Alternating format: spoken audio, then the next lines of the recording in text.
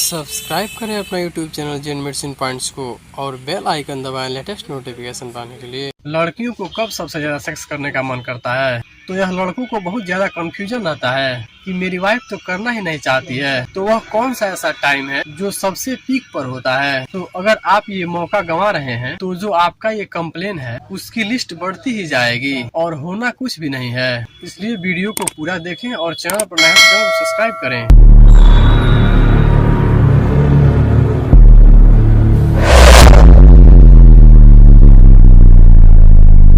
तो सबसे पहले हम जाने कि फीमेल की एक मेंस्ट्रुएशन साइकिल जो कि 5 से 6 दिन या कम से कम 3 दिन और ज्यादा से ज्यादा 6 से 7 दिन तक रहती है। तो इस साइकिल के आसपास जो उनके हार्मोन होते हैं वह बदलते हैं। कई फीमेल्स में पॉपअप होने लग जाते हैं और कई में पेन्स होना, दर्द होना, ऐंठन होना या मूड बहुत ही ज्यादा डिस्टर्ब होना। तो यह बहुत ही ज्यादा कॉमन हो जाता है क्योंकि इनके बॉडी में हार्मोन बदल रहे होते हैं। तो पीरियड से पहले फीमेल को काफी जरूरत होती है रिलैक्सेशन और कंफर्ट की। तो उस समय फीमेल काफी सेक्सुअल एक्टिविटी को करने में इन्वॉल्व रहती है और पीरियड्स खत्म होने के बाद रिलैक्सेशन काफी होती है कि जब हम बोल रहे होते हैं कि बॉडी में से सारा वेस्ट खत्म हो गया है, ब्लड के थ्रू निकल गया है और वह अब अगले साइकिल के लिए प्रीमेच्योर होती है ताकि फिर अगले महीने एग रिलीज होगा ताकि वह प्रेग्नेंट हो पाए। तो ऐसे में पीरियड्स में पहले और बाद में बहुत ही अच्छा टाइम है कि आपकी वाइफ अपने आप को बहुत ही ज्यादा रिलैक्स फील करती है और उसकी बॉडी को सेक्स करने की जरूरत होती है। और अगर बेनिफिट्स की बात करें कि